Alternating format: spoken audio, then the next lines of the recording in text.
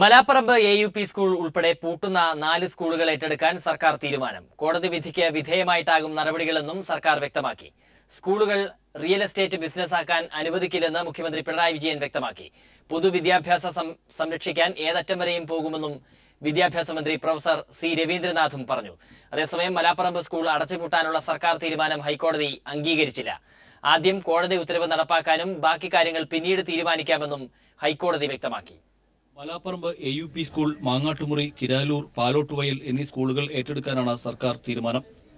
മാനേജ്മെന്റിന് നഷ്ടപരിഹാരം നൽകിയായിരിക്കും സ്കൂളുകൾ ഏറ്റെടുക്കുക.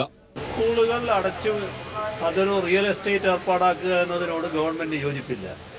അപ്പോൾ സ്കൂൾ സംരക്ഷിക്കുന്നതിനാവശ്യമായ നടപടികൾ ഗവൺമെന്റ് സ്വീകരിക്കും. കോടതി വിധിക്ക് വിധേയമായിട്ടാകും സ്കൂളുകൾ ഏറ്റെടുക്കുകയെന്ന് വിദ്യാഭ്യാസ മന്ത്രി പ്രൊഫസർ സി രവീന്ദ്രനാഥും വ്യക്തമാക്കി. കേരള വിദ്യാഭ്യാസ നിയമത്തിൽ ആവശ്യമായ ഭേദഗതികൾ കൊണ്ടുവരുമെന്നും മന്ത്രി വ്യക്തമാക്കി. ഈ രണ്ട് വിധിക്കും വിധേയമായതുകൊണ്ട് സർക്കാർ ഏറ്റെടുക്കാൻ തയ്യാറാണ് എന്നുള്ള സർക്കാരിൻ്റെ അഭിപ്രായം നടപ്പിലാക്കാൻ ശ്രമിക്കും. ഈ ബാധ്യത ആയാൽ പോലും പൊതുവിദ്യാഭ്യാസം നിലനിർത്തണം എന്നുള്ളതാണ് സംഗതി. എന്ത് ബാധ്യതയായാലും സ്കൂൾ ഏറ്റെടുക്കുന്നതിൽ നിയമപരമായ തടസ്സങ്ങളില്ലെന്ന് നിയമ സെക്രട്ടറിയുടെ ഉപദേശം ലഭിച്ചതിനെ തുടർന്നാണ് സർക്കാർ തീരുമാനം കൈക്കൊണ്ടത്. എന്നാൽ സ്കൂൾ ഏറ്റെടുക്കാനുള്ള സർക്കാർ തീരുമാനം ഹൈക്കോടതി അംഗീകരിച്ചില്ല. ആദ്യം സ്കൂൾ അടച്ചുപൂട്ടണമെന്ന ഉത്തരവ് നടപ്പാക്കാൻ ഹൈക്കോടതി നിർദ്ദേശിച്ചു. ജസ്റ്റിസ് ജെ ശങ്കരൻ നമ്പ്യാരാണ് ആദ്യം കോടതി ഉത്തരവ് നടപ്പിലാക്കണമെന്നും ബാക്കി കാര്യങ്ങൾ പിന്നീട് തീരുമാനിക്കാമെന്നും വ്യക്തമാക്കിയത്. രാവിലെ കേസ് പരിഗണിച്ചപ്പോൾ സ്കൂൾ ഏറ്റെടുക്കാനുള്ള സർക്കാർ തീരുമാനം advocate general CP Sudhakara Prasad കോടതിയെ അറിയിച്ചപ്പോഴായിരുന്നു കോടതി നിലപാട് വ്യക്തമാക്കിയത്. സ്കൂൾ അടച്ചുപൂട്ടിയ ശേഷം കോടതിയെ അറിയിക്കണമെന്നും ജസ്റ്റിസ് ജെ ശങ്കരൻ നമ്പ്യാർ ഉത്തരവിട്ടു. വെള്ളിയാഴ്ച കേസ് വീണ്ടും പരിഗണിക്കും. അതേസമയം കോടതി വിധി സ്വാഗതം ചെയ്യുന്നുവെന്നും സ്കൂൾ ഏറ്റെടുക്കാനുള്ള സർക്കാർ തീരുമാനത്തിനെതിരെ നിയമ നടപടികളുമായി മുന്നോട്ടു പോകുമെന്നും സ്കൂൾ മാനേജർ പത്മകുമാർ വ്യക്തമാക്കി. News bureau, Thiruvananthapuram, Kochi. Malaparamba school ഏറ്റെടുക്കാനുള്ള സർക്കാർ തീരുമാനത്തെ വളരെ സന്തോഷത്തോടെയാണ് മലാപ്പറമ്പ് നിവാസികളും സമരസമിതിയും ഏറ്റെടുത്തത്. മലാപ്പറമ്പിൽ നിന്നും സിജു കണ്ണൻ വിവരങ്ങളുമായി ചേരുന്നു. സിജു, പറയൂ.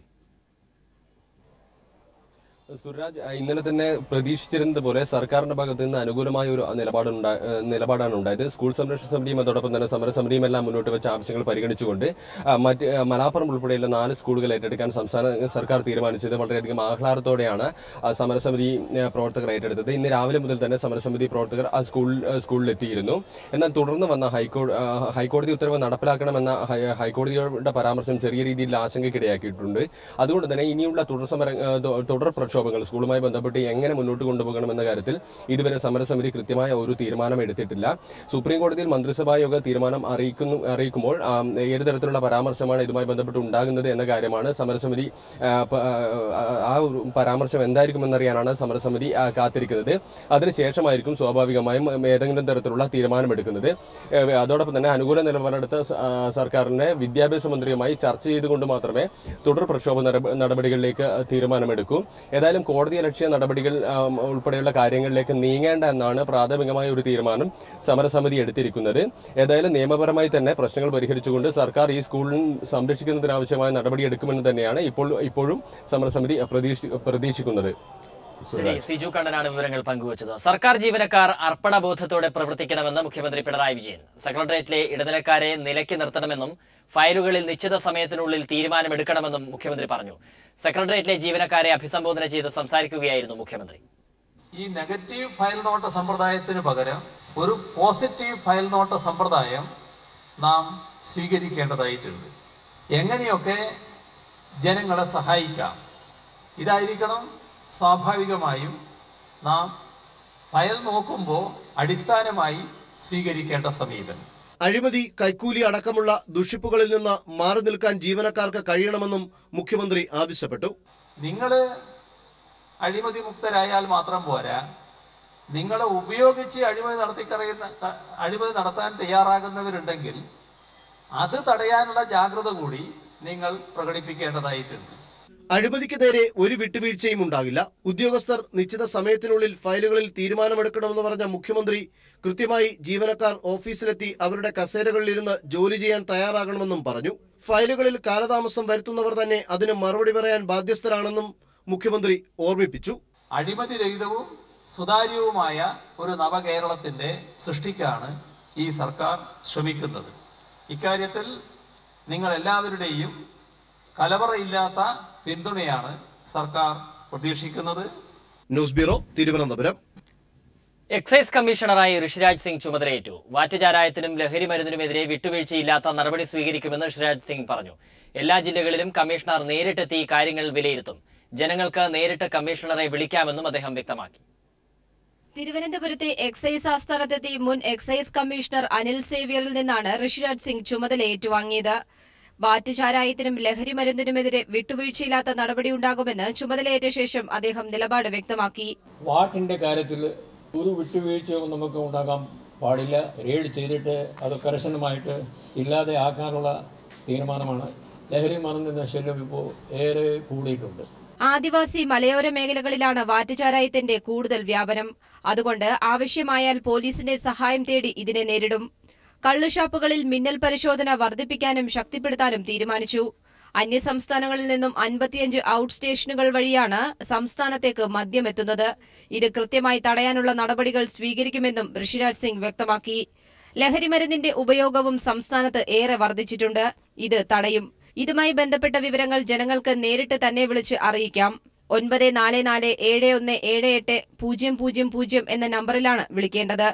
കൂടാതെ എക്സൈസ് കൺട്രോൾ റൂം നമ്പറായ 23222825 233262 എന്ന നമ്പറിലും അറിയിക്കാം. കൂടാതെ ഇമെയിൽ മുഖേനയും പോസ്റ്റലായും വിവരങ്ങൾ അറിയിക്കാം.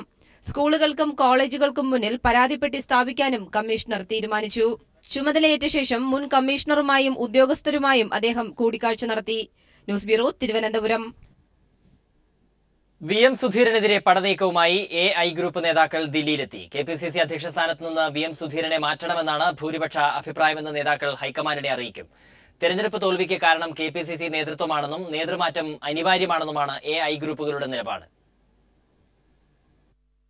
ഹൈക്കമാൻഡിനെ കണ്ട് KPCC അധ്യക്ഷ സ്ഥാനത്തിന് മാറ്റമില്ലെന്നുറപ്പിച്ച് VM സുധീരൻ മടങ്ങിയതിന് പിന്നാലെയാണ് സുധീരനെതിരെ പടയൊരുക്കവുമായി AI ഗ്രൂപ്പ് നേതാക്കൾ ദില്ലിയിലെത്തിയത്. തിരുവഞ്ചൂർ രാധാകൃഷ്ണൻ, K സുധാകരൻ എന്നിവരുടെ നേതൃത്വത്തിലാണ് AI ഗ്രൂപ്പ് നേതാക്കൾ ഇന്ന് ഹൈക്കമാൻഡിനെ കാണുക. തെരഞ്ഞെടുപ്പ് തോൽവിക്ക് കാരണം KPCC നേതൃത്വമാണെന്നും പ്രവർത്തന ഏകീകരണം നടത്താൻ നേതൃത്വം പരാജയപ്പെട്ടെന്നും നേതൃമാറ്റം അനിവാര്യമാണെന്നും ഗ്രൂപ്പ് നേതാക്കൾ ഹൈക്കമാൻഡിനെ ബോധിപ്പിക്കും. VM സുധീരൻ KPCC അധ്യക്ഷ സ്ഥാനത്ത് നിന്ന് മാറണമെന്നാണ് KPCC എക്സിക്യൂട്ടീവിലെ ഭൂരിപക്ഷ അഭിപ്രായമെന്നും AI നേതാക്കൾ ഹൈക്കമാൻഡിനെ അറിയിക്കും. തോൽവിക്ക് പിന്നാലെ ഹൈക്കമാൻഡിനെ കണ്ട രമേശ് ചെന്നിത്തലയും ഇതേ നിലപാടാണ് അറിയിച്ചത്. രാഹുൽ ഗാന്ധിയെ കണ്ട യൂത്ത് കോൺഗ്രസ് നേതാക്കളും നേതൃമാറ്റ ആവശ്യം ഉന്നയിച്ചിരുന്നു. ഉമ്മൻചാണ്ടി നിയമസഭാ കക്ഷി നേതൃപദവി ഒഴിഞ്ഞ സാഹചര്യത്തിൽ സുധീരനും പദവി ഒഴിയണമെന്നാണ് A ഗ്രൂപ്പ് നിലപാട്.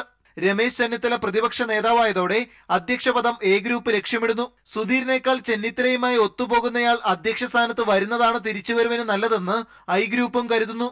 എന്നാൽ സുധീരനെ പിന്തുണച്ചുള്ള AK ആന്റണിയുടെ പ്രസ്താവനയിലെ പ്രതീക്ഷയിലാണ് സുധീരപക്ഷം. News bureau, Delhi. UDF യോഗം തിരുവനന്തപുരത്ത് ചേരുകയാണ്. തെരഞ്ഞെടുപ്പിന് ശേഷമുള്ള രാഷ്ട്രീയ സാഹചര്യങ്ങൾ യോഗം വിലയിരുത്തും. വിവരങ്ങളുമായി MR സജേഷ് ചേരുന്നു. സജേഷ്. സുരാജ്, യോഗം തുടരുകയാണ്. ഇന്നത്തെ യോഗത്തിൽ ഉമ്മൻചാണ്ടിയുടെ പദവിയുടെ കാര്യത്തിൽ ഒരു തീരുമാനം ഉണ്ടാകുമെന്ന സൂചനയാണ് പുറത്തേക്ക് വരുന്നത്. ഉമ്മൻചാണ്ടിയെ UDF ചെയർമാനായി മാറ്റുന്നതിനുള്ള ശ്രമമാണ് നടക്കുന്നത്. ഉമ്മൻചാണ്ടിക്ക് ഘടകകക്ഷികളുടെ പിന്തുണയുണ്ട്. സാധാരണഗതിയിൽ പ്രതിപക്ഷ നേതാവാണ് അല്ലെങ്കിൽ മുഖ്യമന്ത്രിയാണ് UDF ചെയർമാൻ സ്ഥാനത്തേക്ക് വരിക. എന്നാൽ ഇത്തവണ രമേശ് ചെന്നിത്തല പ്രതിപക്ഷ നേതാവും ഉമ്മൻചാണ്ടി UDF ചെയർമാനും ആകട്ടെ എന്ന ധാരണയിലേക്കാണ് കാര്യങ്ങൾ നീങ്ങുന്നത്. തെരഞ്ഞെടുപ്പ് പരാജയവും യോഗം വിലയിരുത്തും. ലീഗ്, RSP, JDU ഈ മൂന്ന് കക്ഷികൾക്കും കോൺഗ്രസ് കാലുവാരി എന്ന പരാതിയുണ്ട്. അത്തരം കാര്യങ്ങളും ചർച്ച ചെയ്യും. സുരാജ്. ശരി, MR സജേഷാണ് വിവരങ്ങൾ പങ്കുവച്ചത്. കട്ടപ്പന വാഴവരയിൽ വീടിന് മുകളിൽ മണ്ണിടിഞ്ഞ് വീണ് ഒരാൾ മരിച്ചു. SFI മുൻ ജില്ലാ പ്രസിഡന്റ് ജോബി ജോണാണ് മരിച്ചത്. രാവിലെ 5 മണിയോടെയായിരുന്നു സംഭവം. മണ്ണിടിച്ചിലിൽ മാതാപിതാക്കൾക്കും പരിക്കേറ്റു. ഇവരെ സമീപത്തെ ആശുപത്രിയിൽ പ്രവേശിപ്പിച്ചു. വീടിന് മുകളിലേക്ക് മണ്ണും പാറയും ഇടിഞ്ഞു വീഴുകയായിരുന്നു. കഴിഞ്ഞ 2 ദിവസമായി പ്രദേശത്തുണ്ടായ കനത്ത മഴയെ തുടർന്നാണ് മണ്ണിടിച്ചിലുണ്ടായത്.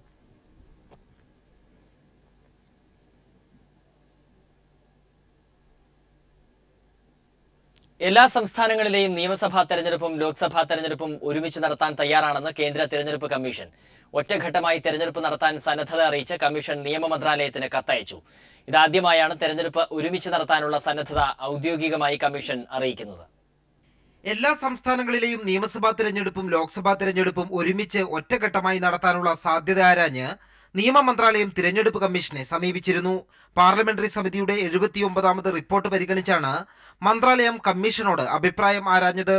ഇതിനുള്ള മറുപടിയിലാണ് തിരഞ്ഞെടുപ്പ് ഒരുമിച്ച് നടത്താനുള്ള സന്നദ്ധത കമ്മീഷൻ അറിയിച്ചത്. 2014 ലോക്സഭാ തിരഞ്ഞെടുപ്പിൽ BJP പ്രകടന പത്രികയിൽ തിരഞ്ഞെടുപ്പുകൾ ഒരുമിച്ച് നടത്തുമെന്ന വാഗ്ദാനം ഉണ്ടായിരുന്നു. പ്രധാനമന്ത്രി നരേന്ദ്രമോദിയും അടുത്തിടെ ഒറ്റ തിരഞ്ഞെടുപ്പിനുള്ള സാധ്യത പരിശോധിക്കുമെന്ന് വ്യക്തമാക്കിയിരുന്നു. തിരഞ്ഞെടുപ്പ് ഒരുമിച്ച് നടത്താനുള്ള സന്നദ്ധത അറിയിച്ചെങ്കിലും ഇതിനുള്ള കടമ്പകളും കമ്മീഷൻ ചൂണ്ടിക്കാട്ടുന്നു. നിലവിലെ നിയമസഭകളുടെ കാലാവധി ദീർഘിപ്പിക്കുകയോ വെട്ടിച്ചുരുക്കുകയോ ചെയ്യുന്നതിനായി ഭരണഘടനാ ഭേദഗതി ആവശ്യമായി വരും. വോട്ടിംഗ് യന്ത്രങ്ങൾ വാങ്ങുന്നതിനായി 9281.15 കോടി രൂപ വേണം. സുരക്ഷയ്ക്കായി കൂടുതൽ കേന്ദ്രസേനയെ വിന്യസിക്കേണ്ടി വരും തുടങ്ങിയ കാര്യങ്ങളാണ് തിരഞ്ഞെടുപ്പ് കമ്മീഷൻ ചൂണ്ടിക്കാട്ടുന്നത്. എല്ലാ രാഷ്ട്രീയ പാർട്ടികളിൽ നിന്നും അഭിപ്രായ സമന്വയം ഉണ്ടാക്കിയതിനു ശേഷമായിരിക്കും തുടർ നടപടികളുമായി കമ്മീഷൻ മുന്നോട്ടു പോവുക. തിരഞ്ഞെടുപ്പ് വെവ്വേറെ നടത്തുമ്പോഴുള്ള ചിലവും അധ്വാനവും കുറയ്ക്കുകയാണ് ഒറ്റ തിരഞ്ഞെടുപ്പ് കൊണ്ട് ലക്ഷ്യം വയ്ക്കുന്നതെന്നാണ് സർക്കാർ വാദം. എന്നാൽ ഇതിനു പിന്നിൽ രാഷ്ട്രീയ ലക്ഷ്യങ്ങളുണ്ടെന്ന വിമർശനവും ഇതിനോടകം തന്നെ ഉയർന്നിട്ടുണ്ട്. News bureau, Delhi. മിസൈൽ നിർവ്യാപനം ലക്ഷ്യമിട്ടുള്ള മിസൈൽ സാങ്കേതികവിദ്യ നിയന്ത്രണത്തിൽ സംഘത്തിൽ ഇന്ത്യക്ക് അംഗത്വം ഉറപ്പായി. ആണവ വിതരണ സംഘത്തിൽ ഇന്ത്യയെ ഉൾപ്പെടുത്തുന്നതിന് US ശക്തമായ പിന്തുണ അറിയിച്ചു. മിസൈൽ, ഡ്രോൺ സാങ്കേതികവിദ്യാ മേഖലയിൽ ഇന്ത്യൻ കുതിപ്പിന് ആക്കം നൽകുന്നതാണ് MTCR അംഗത്വം. ഈ സംഘത്തിലെ 35ാമത്തെ അംഗമാകും ഇന്ത്യ. അതേസമയം മോദി ഇന്ന് US കോൺഗ്രസിനെ അഭിസംബോധന ചെയ്യും.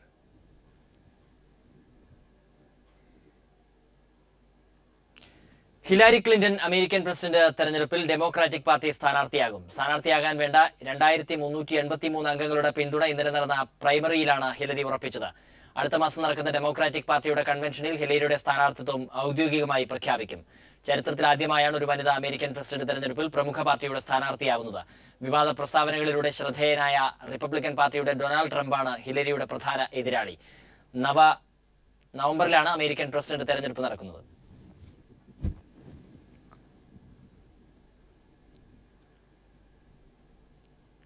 കേരളത്തിലെ പ്രധാന മുസ്ലിം രാജവംശമായ അറക്കൽ രാജവംശത്തിന്റെ പ്രൗഢിയും സംസ്കാരവും കാത്തുസൂക്ഷിക്കുന്ന കണ്ണൂർ സിറ്റി ഒരു പൈതൃക സിറ്റി കൂടിയാണ്. അന്നും ഇന്നും സിറ്റിയിലെ റംസാൻ നാളുകൾക്ക് ഏറെ വൈവിധ്യങ്ങളുമുണ്ട്.